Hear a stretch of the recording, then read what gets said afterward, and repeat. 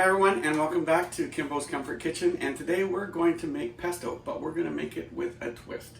It is with a Danish variation, which my Farmor grandmother used to make. We're using radish greens and basil together. The radish greens add a little bit of a pepperiness to it, which I really like and enjoy, partly because it reminds me of my childhood. But also, I just happen to like pepper. So let's go out to the garden and we'll show you my radishes and my basil. Ooh. And then we'll harvest that and bring it back into the kitchen and we'll show you how to do it. I'm not using a mortar and pestle, which is traditional, the really traditional way to do it. But I have some workarounds that make it, I think, in my opinion anyway, as good, which I'll explain later. All right, so let's get out to the garden. So we're in the back garden, and we are going to grab a bunch of these radishes. Let's just take a look and see what one of them looks like. Oh, look at that. So we're going to take one of these radishes, and we're going to make, with the greens from that, we're going to make a pesto with this basil. And then after we make the pesto with the basil and the radish leek greens, then we're going to grab, in the next recipe, we're going to grab all these little cherry tomatoes and we're going to make a beautiful pesto pasta. So stay tuned. Okay, so we've come back from the garden and we've harvested the radish greens and the basil leaves. This is representing about 75%, and this is 25%, which comes to a total of about 2 cups packed. My Farmor used to use half and half, but as much as I like the peppery flavor from the radish greens, I also really like the basil, so I've tweaked it a little bit. And we've got some fresh garlic cloves, which I've crushed with a knife, and I've done that because I just want to break open all the membranes, and it gives a lot more flavor than if you chop it. And it's going to be going into the food processor, so it'll release a lot of the oils and everything a lot faster, a lot easier. And extra virgin olive oil, Reggiano Parmigiano, it's about 2 ounces now. I know it doesn't look like it, but that is 2 ounces. So if you have a scale, you want to use that rather than just trying to guess, because it's really tough. That looks like a lot more than 2 ounces, and you can't measure it by the cup. Pine nuts, I've toasted the pine nuts. Be really careful when you toast them. You don't want to overcook them, they get bitter or burnt, which is even really better. And then we've got salt and pepper. So now that you've got the basic ingredients, let me assemble the food processor and we'll get it underway.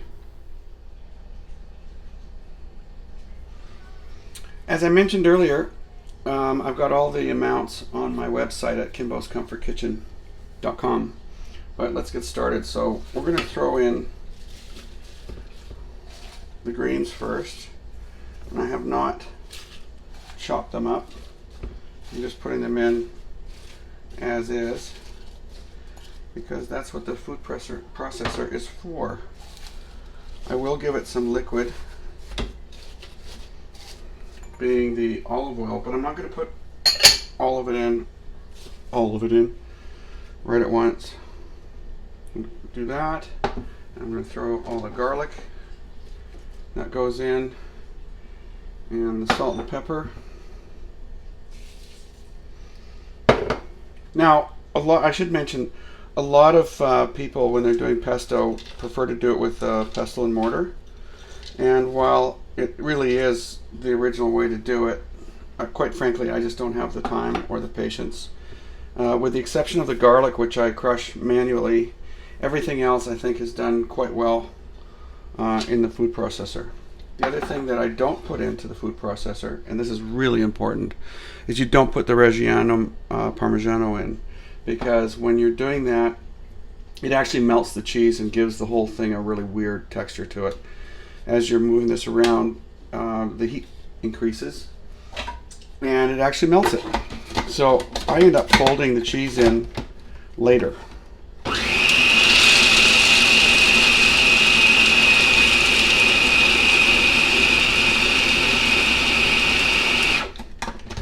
And as you can see, it chews it up pretty fast and quite beautifully, actually. And I'm going to put the rest of the olive oil in. I'm going to hold a little bit back in reserve because I always like to see what the texture is going to be like.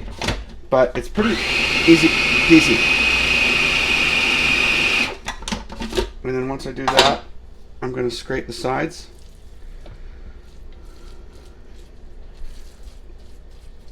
Put that down. And it looks like I'm going to use all of the olive oil, which is half a cup. But you can see how fast this really is. I mean, the thing that takes the longest part is just getting everything put together. And I'm going to let this go for a few more minutes, and then we'll be back in a second, and I'll show you how we integrate the cheese. All right, so I let this go for another about 2 minutes, and what a difference. Everything has blended or amalgamated really nicely. You can taste the peppery from the radish greens, but it's not overpowering. But you can definitely tell that it's there. So if you're looking for a traditional pesto, this ain't it. But this has a really nice bite to it. And also I like the extra garlic. I'm going to put this into a bowl, and then we will incorporate the cheese. So I've transferred this into a regular bowl, as you can see. Now I'm going to slowly incorporate the Reggiano. And I can't tell you how important this is, aside from the flavor, but if you were to put this in the food processor, it just gums, it starts to melt and really gum everything up. But this really is the pièce de la résistance at the end. Even my fruit fly likes it. But when this is all incorporated, I am going to put this into a jar, and then I will top the jar off with just a little bit of olive oil to keep it from oxidizing, and it'll keep a week. Well, yeah, almost a week. I never last long enough around here, but you can see now as you fold this in, and believe me, the difference is amazing. Oh, this is going to be amazing. So the next recipe I'm going to do with pesto is a pesto pasta, which is also super fast and easy considering you've already made the main ingredient. Okay. Wow. Yeah. That just adds so much depth to it. So there you have it. This is the Danish version of pesto with radish greens. And stay tuned. I've got a bunch more recipes coming up in the next week or so. Thank you very much for your support, by the way. And don't forget to subscribe.